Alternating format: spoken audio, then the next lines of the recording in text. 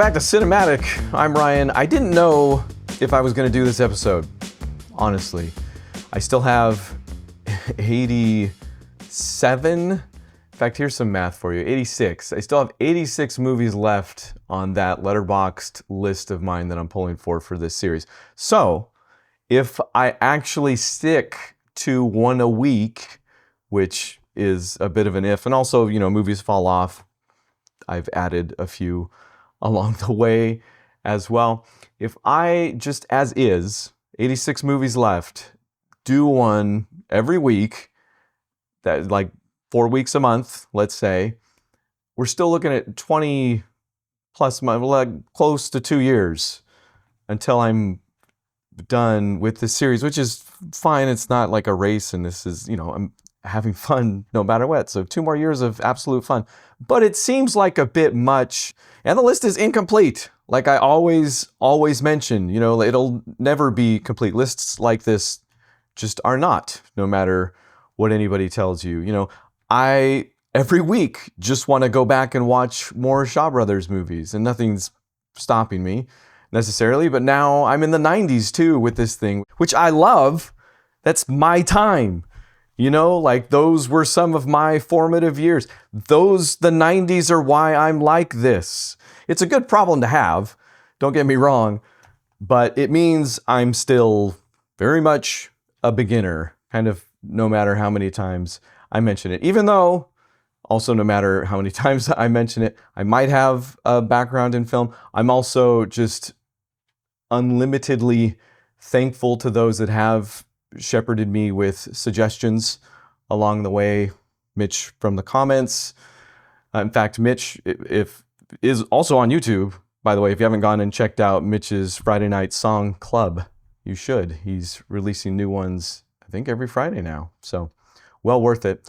Also, Paul Thomas on YouTube, a true and great essayist over on his actual channel. Again, Paul Thomas. But I'm still very much a movie toddler in this area.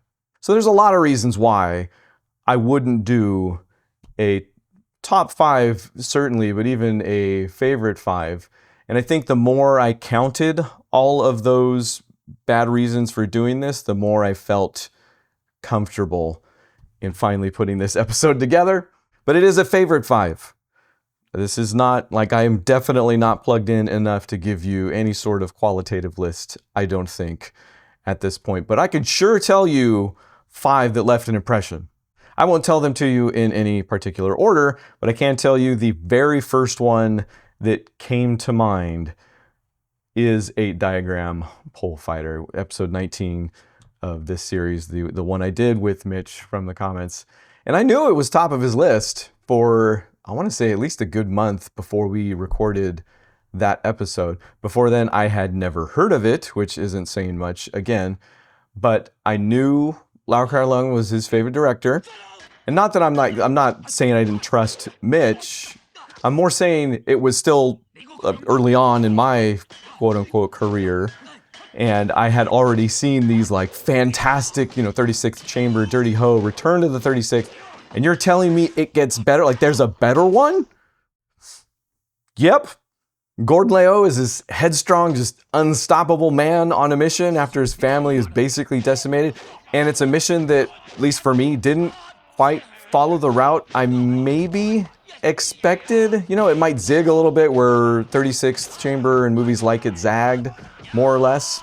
This was one of the 5 movies that Lau Kar-leung did write himself. I don't think he was sole writer on it, but did have a hand in it.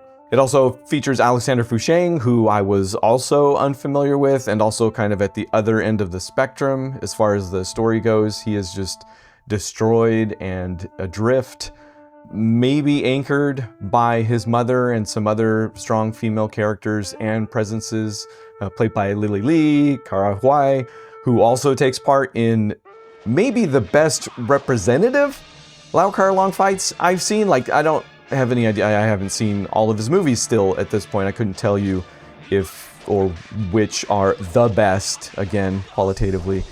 But like, if you come to me and you're like, how good is Lau Kar-leung? I would have no problem saying he's 8 Diagram Pole Fighter good. Like, go watch that.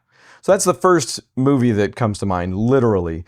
And now I have to think of 4 more. And the problem with my list, and we ran into this as well as Book Club for Movies, because we are cherry picking from just a list of best evers. I continued that tradition.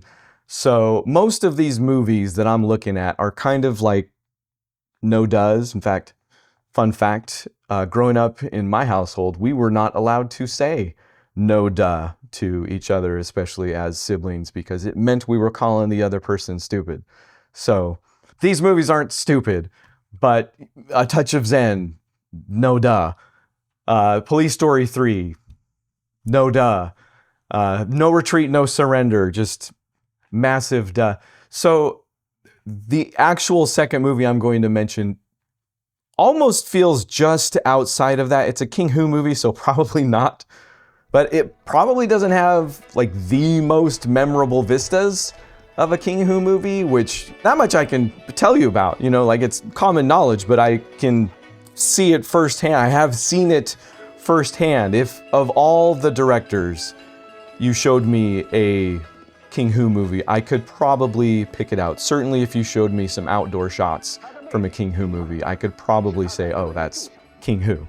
But I want to say the majority of this movie is actually indoors, which he did also, I want to say Dragon Inn, that may have also been the case. And this is also another inn, very adept at inns, King Hu also.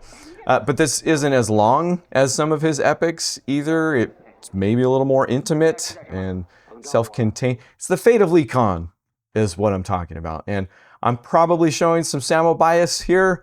Knowing me, this is one of the earliest examples of him having a hand in the martial arts direction. But I actually didn't talk much about this one when I did the episode because it was part of one of those 4 movie catch-ups I was doing at the time, because I had already spoken about them elsewhere, I want to say, or perhaps not at all. It's been so long now. It's already been, speaking of taking 2 years to finish this, I've been doing this for over 2 years already with these movies. But you can, if you want, go back and listen to me talk about it in episode 4. Actually, you know what? Scratch that. You can, if you want, go over to Paul Thomas's channel again and watch what he did for an outstanding treatment on the movie. But the way that movie builds and what King Hu does with those inside spaces, with intrigue and undercover agents, it all just, for whatever reason, for those reasons, just lives in my brain to this day vividly. And I'll double down on being a sucker for Sammo. It feels like his style, especially in the small moments, like when one of the girls is deflecting a patron or when one of the patrons gets out of hand otherwise.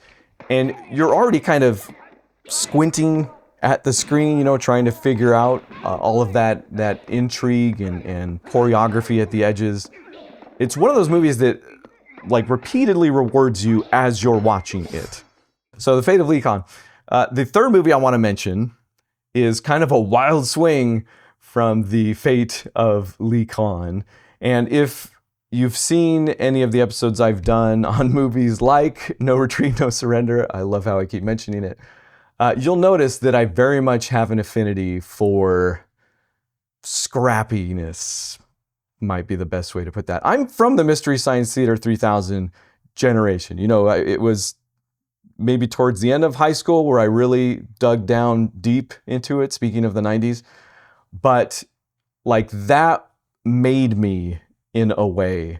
And strangely enough, I know one of the big criticisms of that and the modern day versions, you know, Riff Trax, Cinematic Titanic still around. They relaunched Mystery Science straight up, is that they're, you know, making fun of stuff or armchair or even punching down sometimes.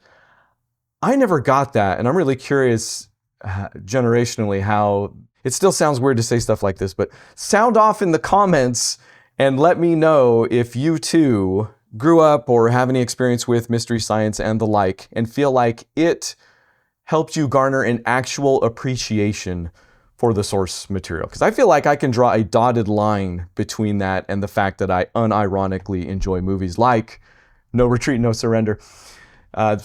Blonde Fury might be in that mix too. The Guyver, I've done an episode on, absolutely.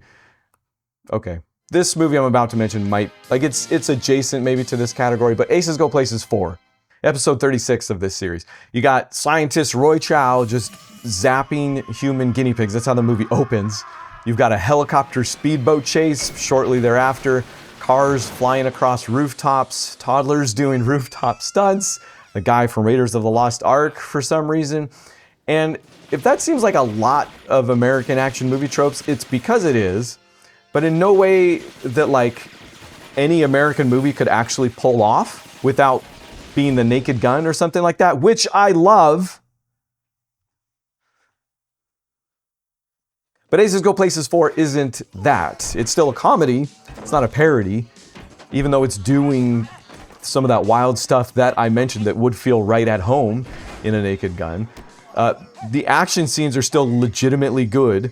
It's a real Frankenstein of a movie, but with sunglasses. It's a cool Frankenstein of a movie. The fourth movie I'm going to mention, by the way, I'm eliminating Teenage Mutant Ninja Turtles from the running. By the way, I feel I must recuse myself, and instead, for number 4 on this unordered list of mine, I'm going to mention Once Upon a Time in China 2. So maybe there's a little recency bias going on. I just talked about this movie 2 episodes ago in number 48, but it just seems like the perfect evolution of the genre up until then. It returns to turn of the century China, and like unmistakably, right, indelibly, like the movie doesn't exist without that. It's both text and subtext in this thing. It looks like $1 million. Jet Li and Donnie Yen are at the top of their game. And I love the arc of the White Lotus Society. Everything they do with that right up to and including that finale fight. It almost feels like I'm watching a Lau Kar Lung movie again. So, couldn't think of higher praise.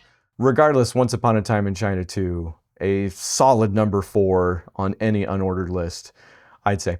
Number 5 is to me maybe a no-duh movie that made it through.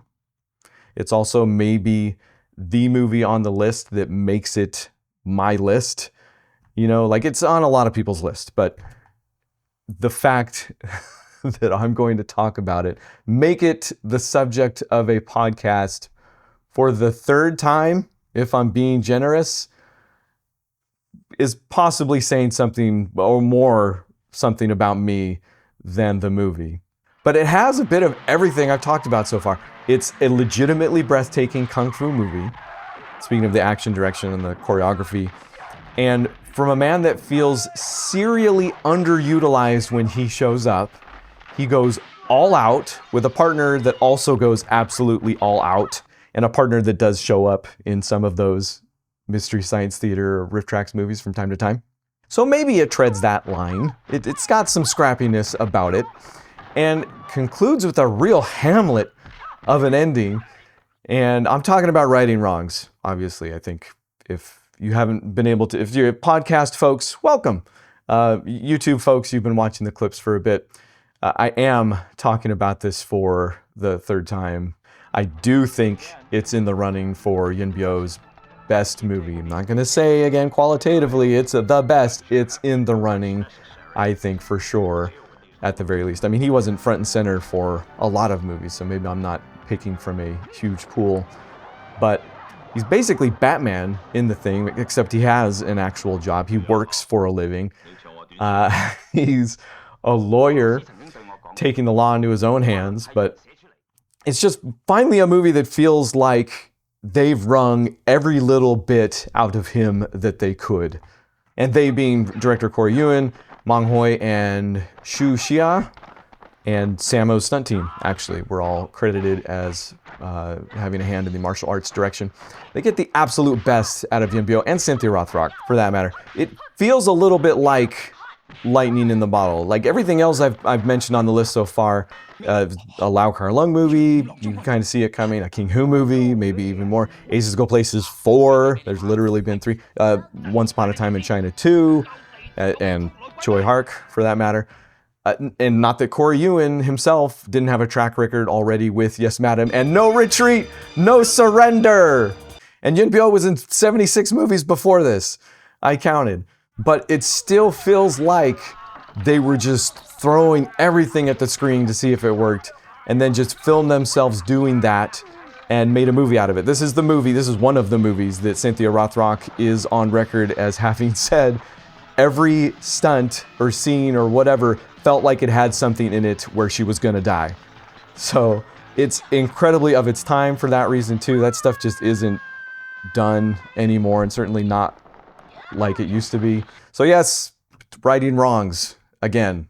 Maybe one day I'll shut up about it. So there you go. That's a favorite 5 so far. There's another favorite 5 that has like Snake in the Eagle's Shadow, Kid with the Golden Arm, Prodigal Son, Zoo Warriors, A Better Tomorrow. See how easy that is when, again, you're just pulling from the internet's list of best evers. So I posted the list to all the socials, so feel free to fire back a favorite 5 of your own, and I'll bring it into the show somehow. So let's do another 50. What do you say of this thing? Starting next time with Hard Boiled. This was the movie that I thought I'd bring my family together and we'd talk about it. My daughter is off every which way, back to back to back. So I think my wife and I are going to finish that movie out and have a discussion here on camera about it. But it probably won't be next week. I myself am also going out of town. I'll be back on the 10th so that we can live stream, by the way, on July 11th, my birthday, on the brand new Chasers channel. Chasers was the comic book focused comic book cards from the 90s videos that I was doing here on this channel. Also, I've spun it off into its own thing. The link will be in the description now that I'm talking about it, but we are going to launch that channel in earnest on July 11th at noon with a live stream so we can drive subscriptions, telethon style, maybe, except without all of the variety. We will be breaking open a box of Marvel Masterpieces 92 Platinum. It was the series they came out with last year, I think before the license expired on that art or something like that. I don't know, but they shiny.